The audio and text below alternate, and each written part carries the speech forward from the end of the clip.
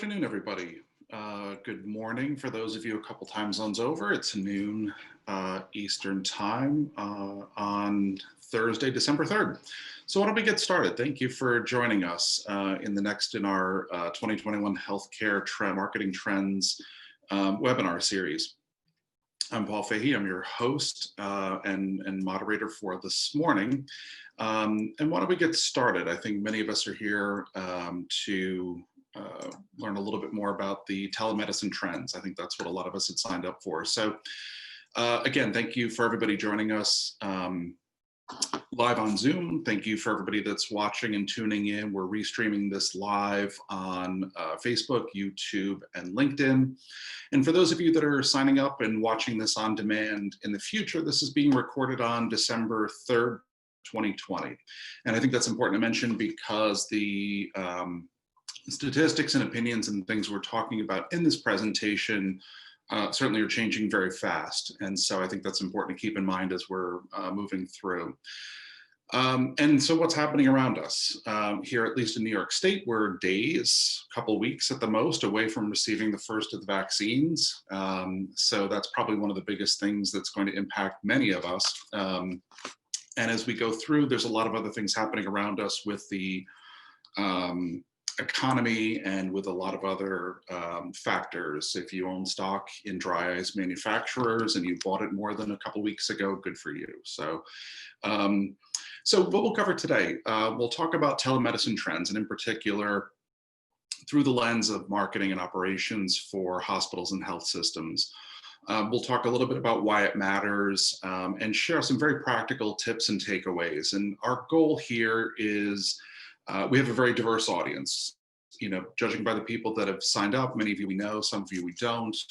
It's a very diverse audience as usual. We typically, for these events, have rural, urban, suburban hospitals and health systems and folks that are larger size, smaller size.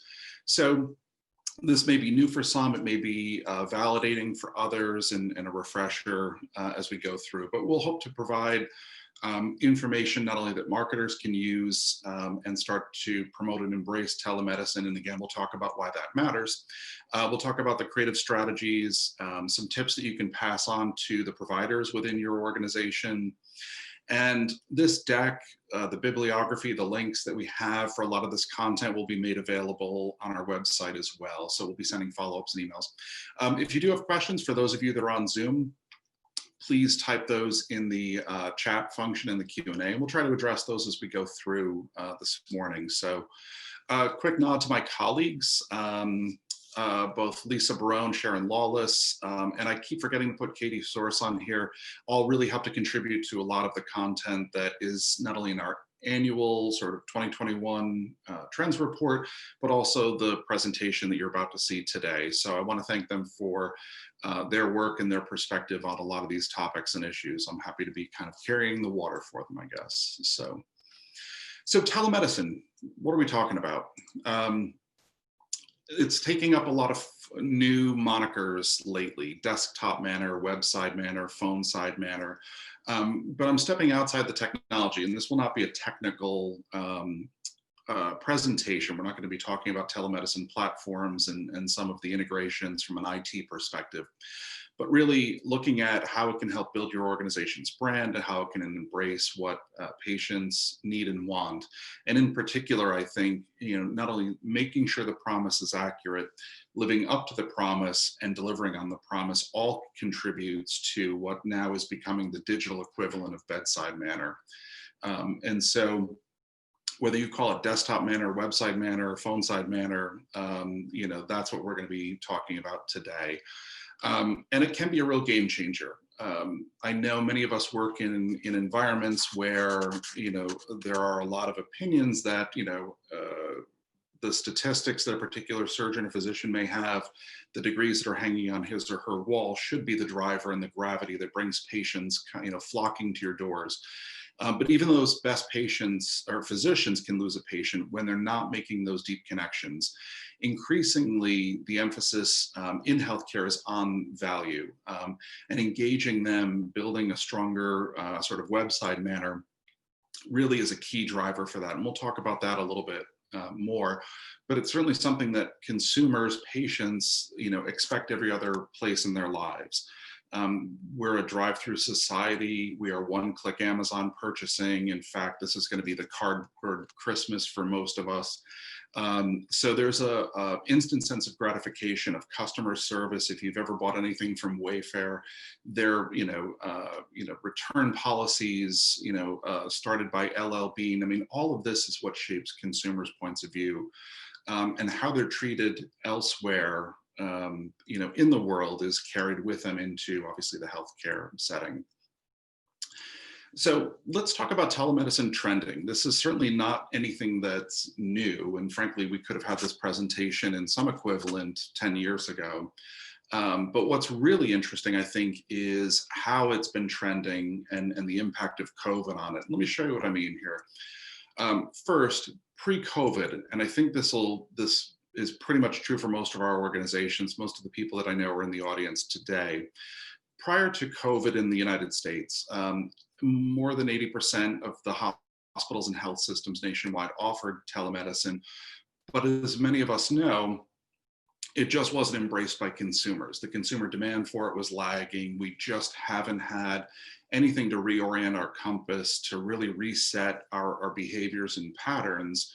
And so that consumer demand just hadn't caught up to the technology yet. And we hadn't really fully embraced it, nor did our patients or we as healthcare institutions see the benefits of that for our organization. So pretty obvious question, was the COVID pandemic the boon for telemedicine? So let's look at this through Google Trends. And if you haven't played with this tool yet, it's really fabulous. And for my friends out there that are data geeks, you'll go down this rabbit hole and probably never emerge for the rest of the day. Assuming there's a number of search rankings. And so, depending on what the term is, Google will index those terms and start to plot those over time. And so the two things that we'll look at are telemedicine and coronavirus in a moment. But depending on the size of the market that you're in, your institution, you can start to look at different keywords and phrases, different brands, your names, competitors' names, just to get a sense of what's happening within Google's world, which really is a good indicator of sort of the broader societal context for sure. So let's take a look first at the term telemedicine. And this is a 5-year plot going back to 2015. And what we start to see here is things just percolating along. Telemedicine is not new. It is not anything that we haven't all been working with for probably the better part of a decade or more. But what's not surprising is, the immense amount of spike that was happening here. And so then the question is, and it's probably pretty obvious, the correlation. So once I start to overlay telemedicine in blue with coronavirus terms in red, what I found most surprising, though, when I looked at this was that both of these terms peaked the week of March 15th through the 21st and then started to lag a little bit. But very interesting and perhaps not surprising, but this really was the tipping point for telemedicine. All of that, very clearly driven by the coronavirus pandemic, and in particular in the United States, as that looked to spike in mid-March. So this, going back a slide, looking at just telemedicine by itself, was really humming along. We were trying to do our best to promote it, trying to embrace it, get consumers on board. But it really took the pandemic to just take that and really push that into what we're talking and doing. Now, just because this is trailing doesn't necessarily mean that we've stopped talking about it. The numbers and stats that are here are incredibly, significant compared to what they were previously. We started talking about it. We looked at how we needed to pivot and shift and deliver on a lot of healthcare models. And now that's just following us through. One quick note, these charts are not to scale. If it were, and when I tried to plot that, you couldn't even see the term telemedicine because it was eclipsed, just immensely by the coronavirus term. So yes, this has become the tipping point for that. And what's the outlook? What is happening? There was a McKinsey report. Again, we have a lot of these in our bibliography. How has this pandemic changed the outlook for telehealth? And to my previous slide, 11% of consumers were using some sort of telehealth, telemedicine in 2019. Now more than 76% of the people surveyed, and this is statistically projectable, are interested in using it going forward. So we've hit that tipping point. The technology is here to stay. Consumers are eager to embrace it. And we are, most of us, the vast majority of us are already in position to start delivering on it. So how do we then merge those two concepts as marketers? How do we take what consumers need and want and look at our technologies, not only to build our brand, but to build stronger bonds and brand loyalty with our patients? And that's what we'll talk about as we kind of move forward here. So why does it matter? In another report, and again in our bibliography, the top 4 reasons cited for consumers wanting to embrace telemedicine, and in particular, how you deliver telemedicine, that website manner.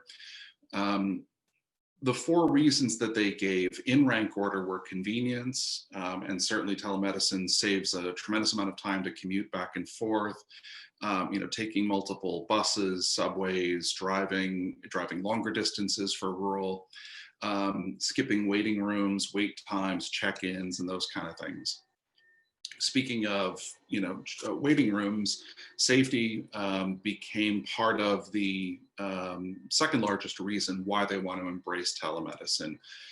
It's just keeping me out of waiting rooms that I frankly don't want to be in. Speed, most consumers perceive or actually know that they can get appointments faster via telemedicine than they can in person.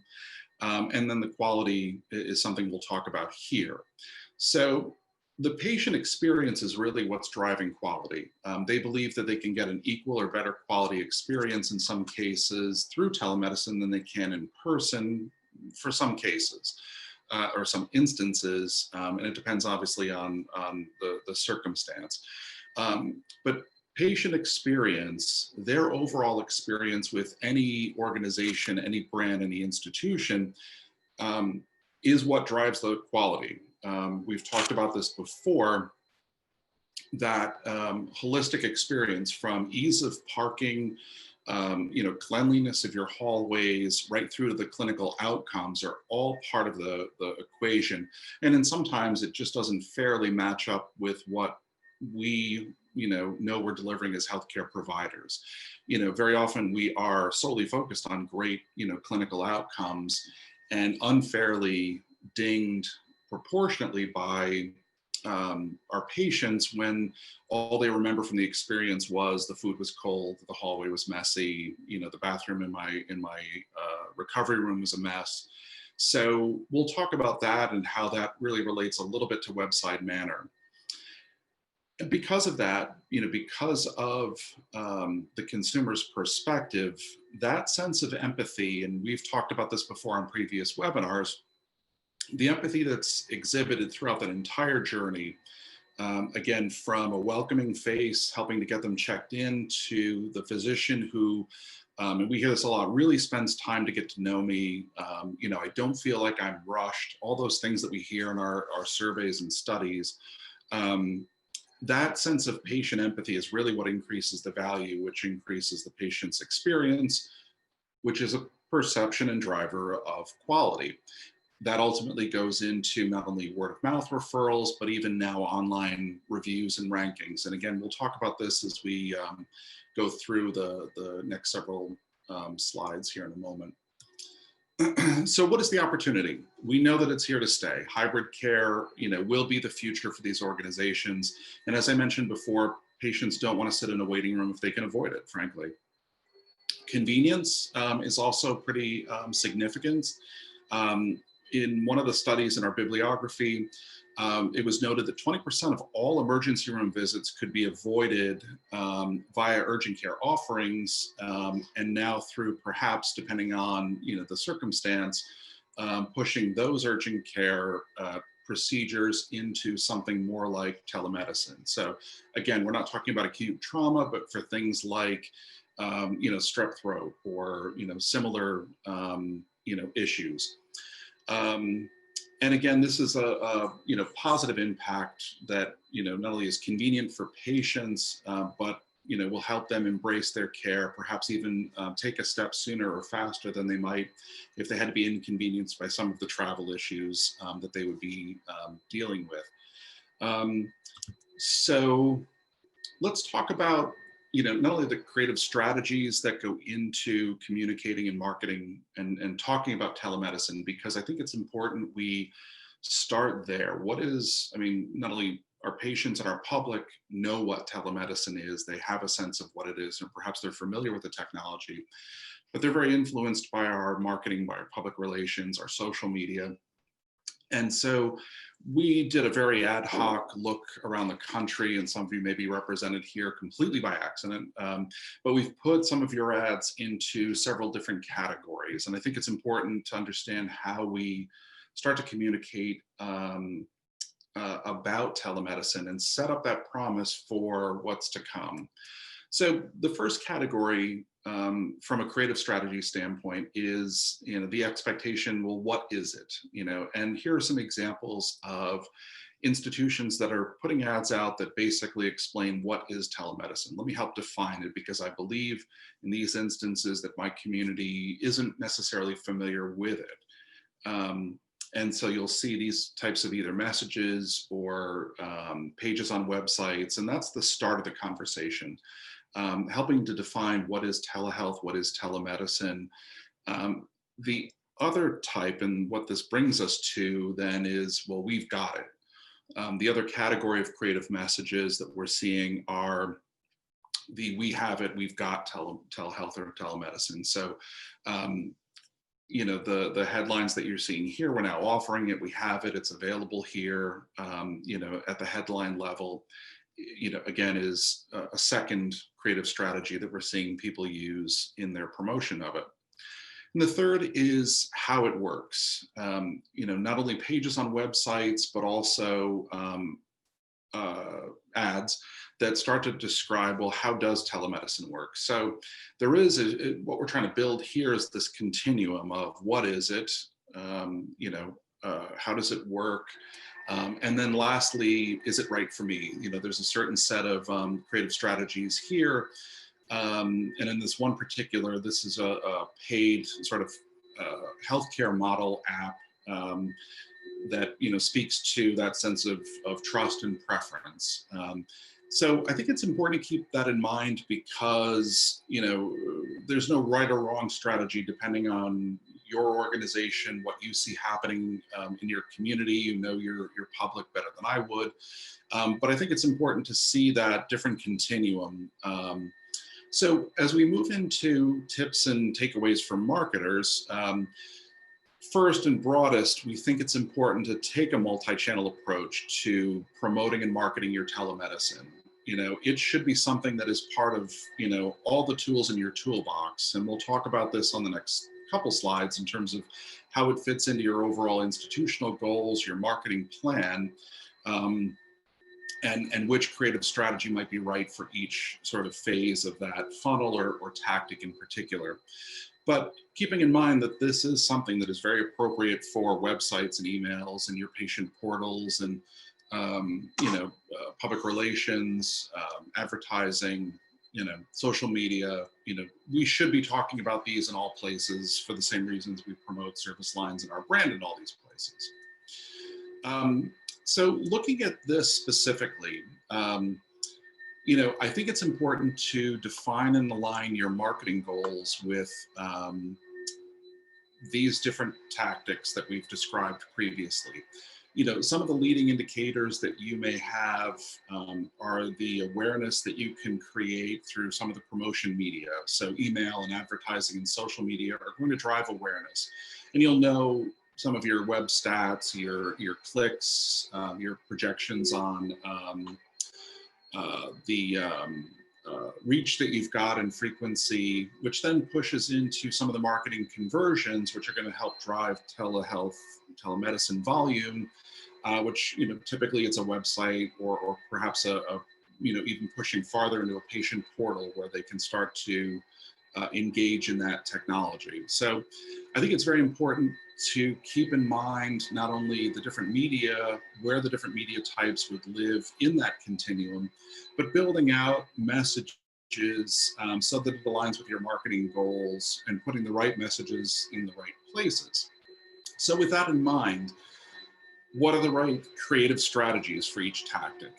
As we've kind of broken it down, looking at that continuum from, from an advertising standpoint, the messaging strategies that we showed a moment ago, we've got it, or perhaps even messages of differentiation that ours is better, are best suited, we believe, for advertising and perhaps even social media, some of those external promotions where you've got short attention spans, and just raising awareness that you have it and what it is and how that works. Second category, I think, is earned media. And public relations is a great place to tell a deeper story to a public that's interested in hearing it. So having a sense of, and what a fabulous time for housekeeping to start working on that, but I think they'll be done in a moment here. This is it wouldn't be a pandemic if it wasn't, if I hadn't muted myself and kept talking or had a dog barking in the background. So anyway, that second category in public relations, is a great place for demonstrations or to tell a deeper story about what is this or how does it work. And that's where you might have a more captive audience that either wants to be educated or could benefit from the, sort of impartial point of view that news media can carry. Email, social media, texting, any online listings are great places for those we've got it messages, or even now how to get started messages. And then I think lastly, as you bring them through that funnel, that sense of how does this work, and how do you get started, are perfect messaging strategies for websites and in particular those patient portals. So as we looked at those examples before, looking at the 4 different types of creative strategies, in our opinion, and as we think about that funnel and bringing people through a continuum, raising awareness, how does it work? What is it? Yes, we have it. How do you get started? Is a good continuum, and perhaps this is a good guide for which are the right messages for the right media types to reach people, in their space or for their attention span. So moving on to other tips and takeaways for marketers. And we'll talk about tips and takeaways for providers. I think most of us that are tuning in are operations, marketing, public relations folks, but I did want to share some things in a moment that you can bring back to your internal, teams, to, trainings and workshops, tips for any folks that are going to be, having FaceTime on telemedicine. So we'll talk about those in a second, but first, if you haven't already, I think it's really essential updating your search terms, your Google ads with virtual keywords. Many of us are kind of in a set it and forget it mode when it comes to our search advertising, and whether we're doing this in-house or doing it with an external marketing partner. We know the institution's brand, we know the key messages, we know the service lines that we want to promote, we have a sense of what those keywords are that'll bring people to all of those different things. But updating all of that with virtual terms, telehealth, telemedicine, virtual, no in person, et cetera, I think is really critical. And this also extends true to recruitment and HR promotions as well, that there may be some hesitation, especially bringing people in from outside of healthcare, that want to know that you're being safe right from the beginning. So we think that that's equally important. Also adjusting your messaging as you're going based on reviews and feedback. And again, if you're not looking at your institution and how you're ranking on Google reviews and Yelp and Facebook and Health Grades, I think that that's essential. They're not always top drivers for every service line, but holistically, I think consumers are just looking at every other experience, whether it's vacation or restaurants, any type of service industry. Is getting some sort of review. Their heating and air conditioning, plumbing, all of those other things. And I don't mean to equate all of those industries into the same sort of category, but that sense that we should be looking at our reviews, but also updating those, learning and hearing the feedback that's happening. If there are some hesitations, if there are some experiences that aren't particularly robust, how do we adjust our messaging based on, what's happening and literally the feedback we're getting, not only on these visible platforms, but also the surveys that we're sending out to many of our patients. Educational content, we saw this was something that many organizations try to do from an advertising standpoint, but as you're pushing people deeper within your marketing funnel, bringing them to either pages or flyers where they can, really embrace folks that may have the technologies but don't necessarily know how to use it.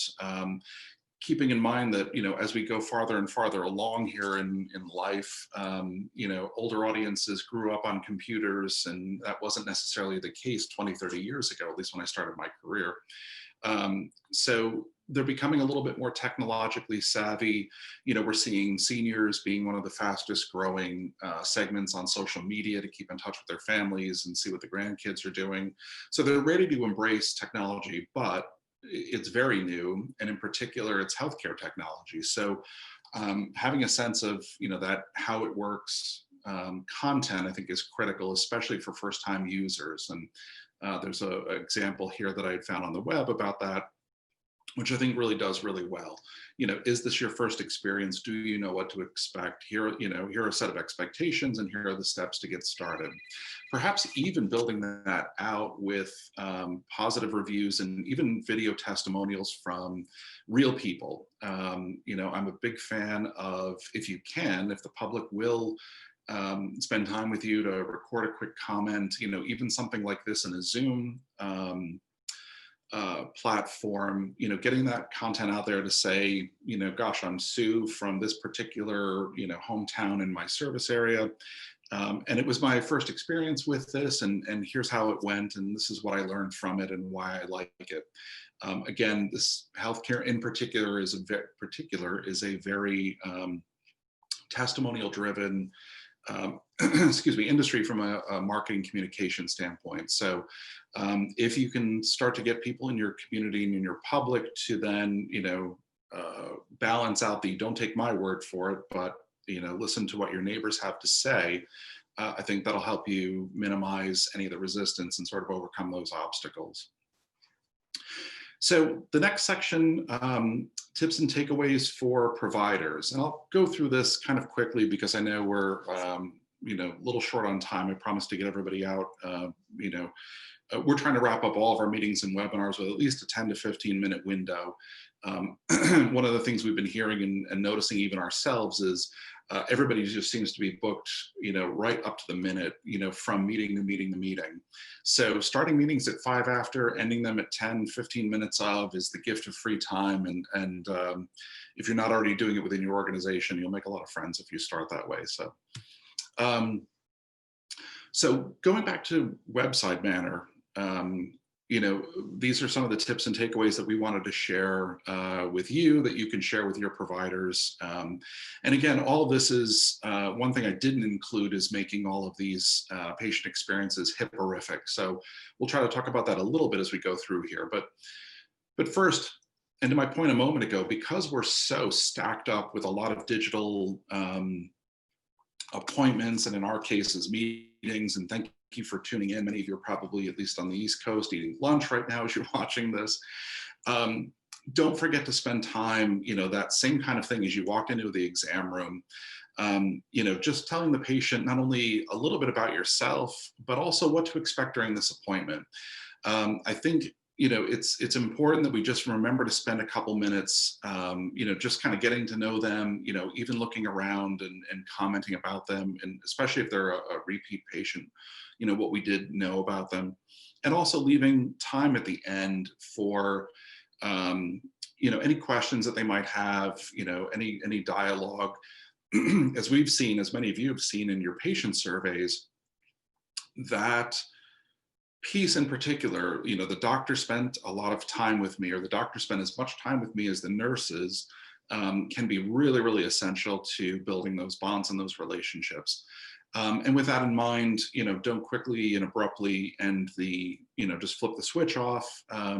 some of these things might be pretty obvious, but as we go through very busy days, keeping this in mind, I think, is essential. Certainly displaying empathy is important, and especially as we're talking about things through telemedicine, that might be better to move to an in-person conversation, for more serious medical conditions. I think it's, very essential. Sort of one of the basics for bedside manner that should translate well into this. The other is maintaining eye contact. And I think, and I'm trying to do this throughout this presentation, it's different with technology than it is in person. You don't have a face to be looking at it. In my case, I'm trying to also read slides at the same time. I'm trying to at least face the camera. But very often, I think many of us have seen, even our own team members, we've got multiple screens set up on our desks, and it's pretty easy to be typing some notes into the monitor over here, but I'm at 3/4 view and I just feel like I'm missing a connection because I'm not looking right at you and at least trying to engage you in the face that's coming back at me on screen. Now, with that in mind, I think explaining to the patient what you're doing, before you do it, and sort of narrating with them, about the experience. So if you are going to be using other screens, and if you do want to type notes into the patient's records chart and it's over here, explaining that at the beginning of the session, I think, is particularly important, just so that they know you're not over here trying to, satisfy a margin call from your broker, or just checking your email or seeing what's happening on Facebook. So, it's that sense of dedication, and the time you're going to spend. It's something that I think we have to do in telemedicine that we didn't in person. In person, we might have a chart and it's pretty obvious that we're talking, and now I'm writing something down. But we're not really sure what's happening over here and what's happening off center. So that in particular becomes important. Be aware of your surroundings. In my case, I'm in a pretty well decorated office, but I did want a more professional environment. So I've got my studio lights, I've got my green screen, and trying to connect as professionally as possible. For those of you that are on meetings with me, this is where the frog is. So I have a giant frog painting with these really funky glasses. But not exactly appropriate to bring, from a credibility standpoint. So, a cluttered, messy room is not necessarily something that people want to see, and the lighting even makes a big difference as well. So, communicating clearly, and I talked about this a moment ago, if you're going to look away to a chart, let people know what you're doing, sort of narrate with them and take them through the process. And so thank you very much, Paul, for telling me this. Just give me 1 second. I want to update your chart over here. That whole process, I think, is good, so that they interpret that you're actually paying attention, and what you're doing is truly focused on them, even if you're not making direct eye contact. Certainly being comfortable with the technology, speaks to a little bit of proficiency, since many of us are very comfortable with, Apple's FaceTime or Zoom or other technologies. It's something, especially now 10 months in, 11 months into the pandemic, that we should be comfortable with at this point. And so I think about this very often, that I do, we call it the airline tray table analogy. So, and many of you have heard me describe this before. If the airline can't keep the tray table clean, that I'll flip this thing down and have a snack mid-flight.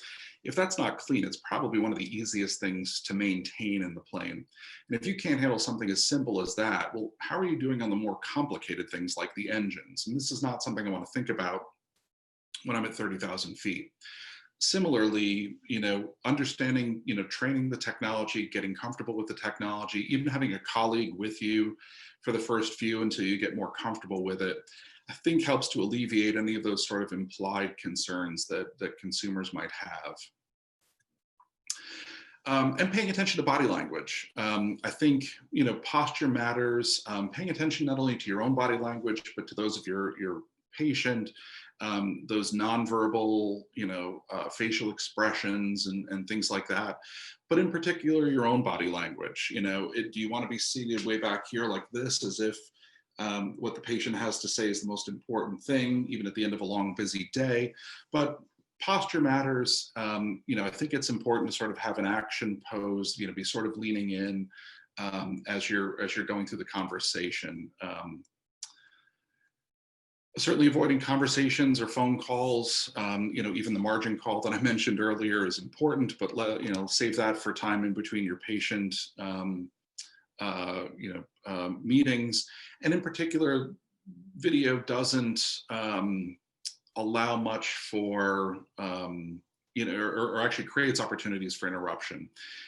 So be careful. There's a lot of technology delays, even though your message might be out on a broadband, especially in rural areas. They may not have the fastest connections. So that creates a little bit of a lag time. And I think, just pausing for a second to allow people to comment, I think is important, as you're kind of going through, and avoid sort of unintentionally talking over each other. And I think the other thing is active listening. Repeating back what your patient said so that they feel understood, so that they feel validated, and they know that you heard exactly what they said. For those of you that know me, I'm a recreational pilot, and it's extremely important. In fact, I have to repeat back commands that I'm given by air traffic control, or if I'm taxiing on a particular runway. Air traffic control will tell me to go from A to B to C, and I have to say, okay, I am going from A to B to C, and they will say, readback is correct, so they know that I heard, and I validated that I heard by playing back exactly what was said. And so there are times like that where it's extremely important. And in this case, I think it contributes not only to the accuracy of the message, but also the, validating the patient that you're truly listening. So, patient, what I think I'm hearing you say is, these are the symptoms and these are the issues, et cetera. Do I have that correct? Okay, great. Now let's talk about the next part of our conversation. So that's basically the essence of our presentation so far. We really wanted to share not only the trends that were happening in telemedicine, just to get us all on the same page. We did want to talk about the implications for marketers and how this could fit into not only your marketing plan, recognizing the different types of the creative strategies, how those different creative strategies can be used, and what's most appropriate for the different types of media that you're going to be using to communicate with patients as you go from sort of advertising to conversion to appointments. And even some provider tips. And for those of you that were scrambling to take notes, please know that we'll reach out to you with a link to our presentation deck as well. So thank you for joining us. There's a couple other panel discussions actually that are coming up in the next several weeks that I wanted to share with you. So if you have additional questions and conversations, we have not only our full trends report online, and we'll make those links available. Two other events coming up, December 17th at noon Eastern time. We have a panel discussion with really three very interesting perspectives, and we're talking about regaining revenue and stabilizing organizational finances, at least from an external point of view. And by that, I mean, we have myself representing marketing and public relations, which would raise awareness among patients and drive volume and revenue. Joining me will be Tracy Brooks from Schenker Russo and Clark, who is a healthcare lobbyist and advocate, former executive director for a number of healthcare organizations, and she'll be looking at it from that funding perspective. And Maureen Yee, who is a former development officer for a number of hospitals and health systems, now independent consultant. So she'll be looking at that from a philanthropic point of view. So I think this will be a really interesting perspective, one that'll probably take a solid hour. We may even run a couple minutes on that as we're going through. So please join us for that on December 17th. And on June 21st, we have a upcoming also panel discussion on recruitment and retention. This has been something a lot of you have been asking about. We've built a panel discussion of not only formal recruiters, but also recruiters for not only permanent placement, but also temporary placement. So what the importance is of an employer brand, how to build up that employment pipeline, whether it's temporary or permanent. And that'll be in January. For those of you that are on our lists and tuning in on social media, keep an eye out for all of those as we start to promote those in the coming days and weeks. So on behalf of my colleagues, Katie, Lisa, Sharon, myself, I want to thank everybody for joining us today that's here live on Zoom. For those of you that are tuning in live stream on social media, on Facebook, LinkedIn, and YouTube, any of your questions and comments that you put in the chat, we'll be answering offline on those. And again, we have a bibliography which I'll share as part of our follow-up on that. So thank you. Hope this was helpful for everybody, and we look forward to connecting again in the future. Thanks.